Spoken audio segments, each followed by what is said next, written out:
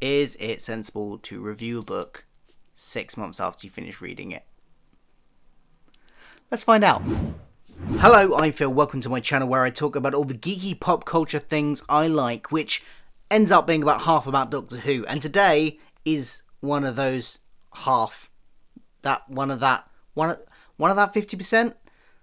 Does that make more sense? It's a book review today. I'm going to be reviewing a book. It's this one, Doctor Who, The Shining Man. Now, this is a bit of a late review in two ways.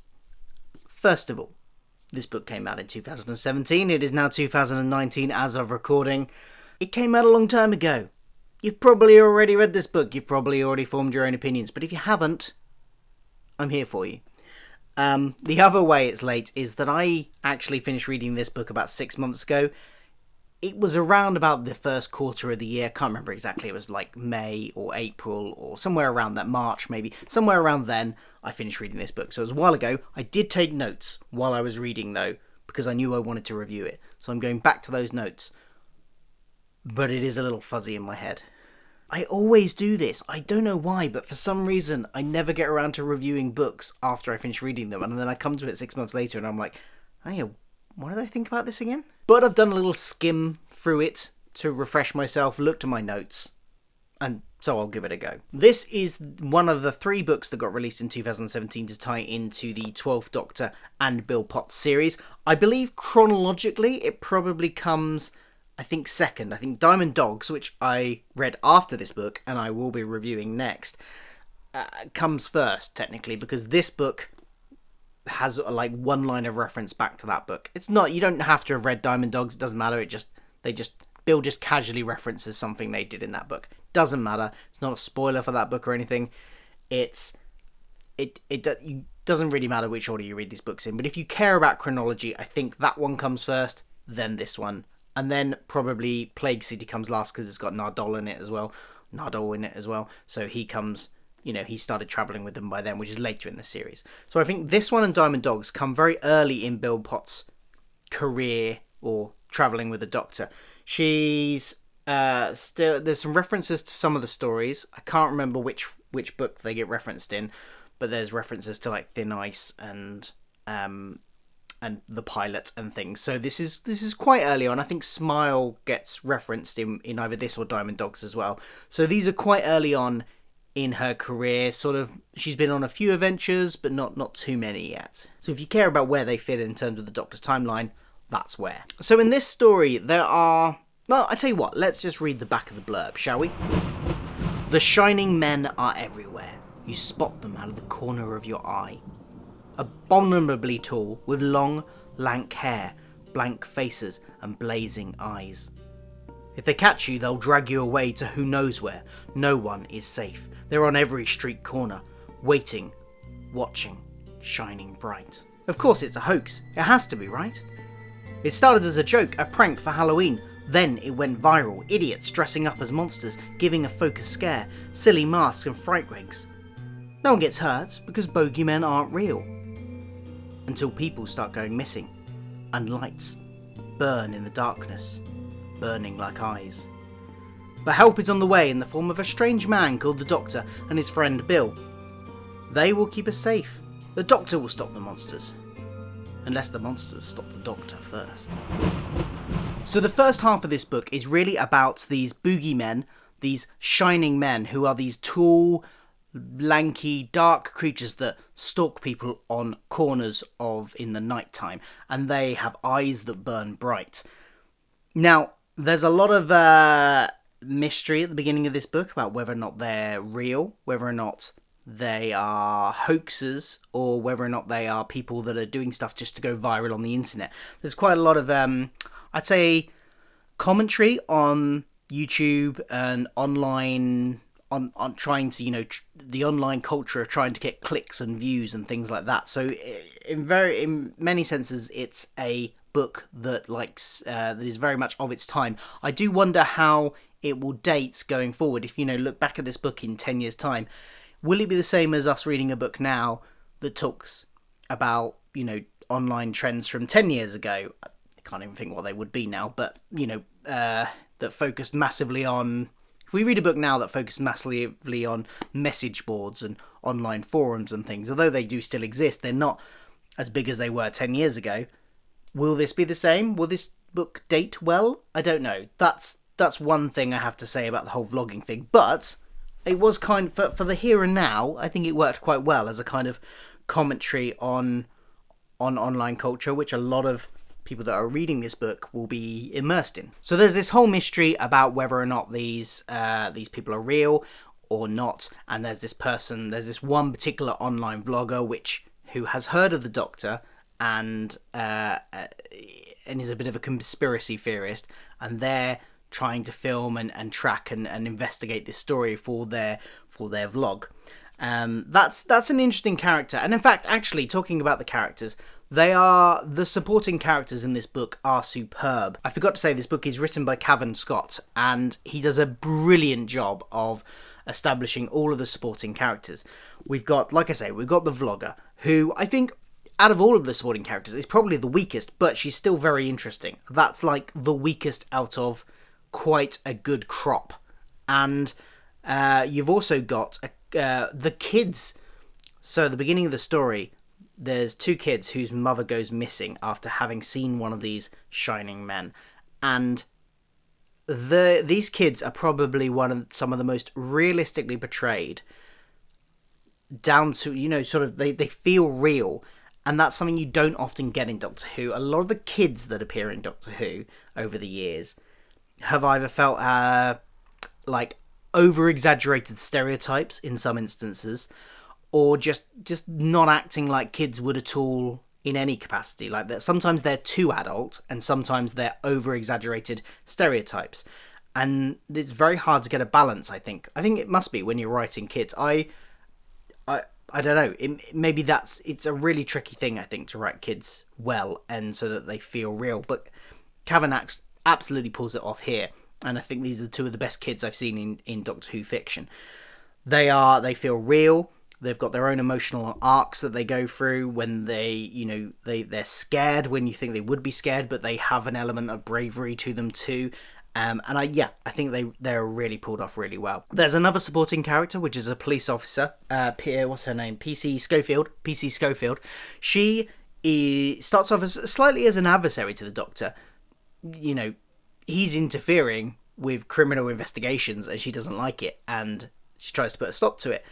But by the end, they are allies, and that development and that story arc that she goes through is really solid too. In terms of our main characters, I think Cavan again has done a really good job of establishing them and making them feel like they are true to the TV series, because that's another thing with tie-in novels.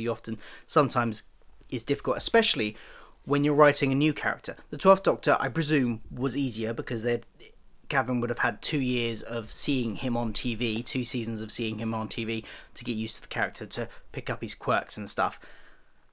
Bill was new here, but I gather that he was given access to some early shootings, some early draft scripts and things like that to get an idea of her character. So that certainly helped, and I think she comes across, pretty well in terms of how she is on the TV series as well. The only thing I would say is that if I'm right about where this gets placed in the timeline of the Doctor and Bill's travels, then at that point she was not confident, but she was asking questions all the time, really eager to find out, everything about all this stuff she didn't know about, asking questions and querying things and challenging the Doctor about all sorts of things. And that didn't come across so much in this book. Whereas in this book, she's more like, I would say, she is towards the end of the series, where she's gained that confidence. She doesn't feel she needs to ask so many questions all the time, and she's a bit more gung-ho in going in there herself and tackling issues herself, because they do get separated in this, and she's thrown into the situation where she has to sort of manage things in one area by herself while the Doctor is in another area. I'll come to that in a minute. But they are very good. And the Doctor feels like the 10th series, the series 10 Doctor. He feels like that. He's got that warmth and that kindness that series 10 Doctor had.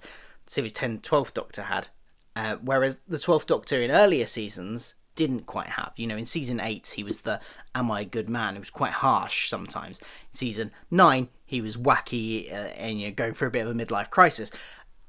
Season 10 he's calmed down, he's calm, he's measured, and he's kind, and that definitely comes across in this too. Going back to the creatures, this is mostly a non-spoiler review, but mild spoiler, I suppose. They're not completely hoaxes.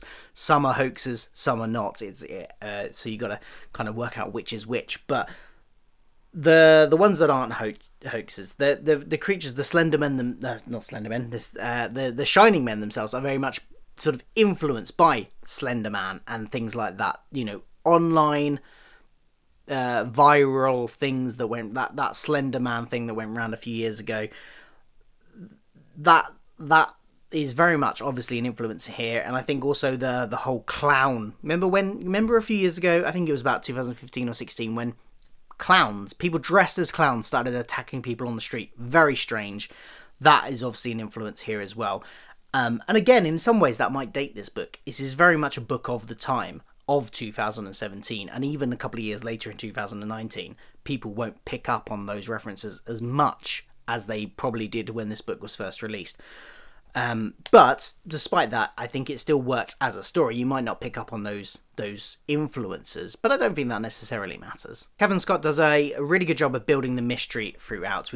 Starts off this mystery of, are these hoaxes, are they real? And then as we find out more about them and more about the history, and we find out more about this other world, which the Doctor ends up getting sucked to, because halfway through the book, it's kind of a book of two halves in some ways. You've got this dark, creepy mystery at the first half, and then the second half maintains some element of mystery, but it becomes much brighter as the Doctor gets taken into what is referred to as Fairyland.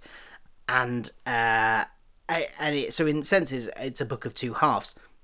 But it maintains building that mystery over those two halves, and I think it does a really good job at that. The pace is just right, it's not too rushed, it builds suspense at just the right pace, and you've got these moments at the end of you've got sort of chapters which end on cliffhangers, which keep you, as the stereotype goes, real page turners. You want to find out what happens next, but it's not too rushed and not too overdone, and you don't feel like you're missing anything by rushing too much. It still has those moments for sort of those character moments and developing the supporting characters, especially the children, and PC Schofield particularly come off really well, as I said, in this, and they're given that time to breathe and develop as characters at the same time as keeping the pace up. It's really well written in that respect. As I said, the Doctor and PC Schofield, in fact, and this is where their relationship really starts to develop, get transported into Fairyland, which ties in, I believe, with...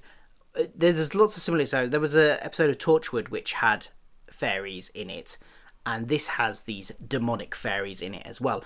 I don't know if they're meant to be the exact same ones, but there's certainly a crossover there, and it feels like it's expanding on that world that was hinted at in that fairy-based Torchwood episode. And they get thrown into this world, which is a massive contrast to the first half of the book, because the first half of the book is very, very sort of dark and sinister and creepy people staring at you from across the road on street corners, and their eyes glowing and chasing through car parks and things like that. And it's all very creepy, and the suspense is kind of like a horror movie suspense. And then the Doctor and PC Schofield get transported to this world, which is this brightly lit, brightly coloured, over-sensory world. In fact, so over-sensory that the PC Schofield brain, a human's brain, can't quite handle the sensory input, and it starts to really affect her and affect her mind.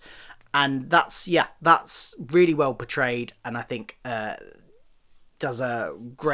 Cavan does a great job of highlighting that contrast between the two parts of the book and also visualizing this world. If I could pick one bit of really great writing in it that I would highlight, it's when they're being transported to that world. They're in this swimming pool, and the language and the descriptive nature that Cavan employs to visualize in our heads how they're being transported.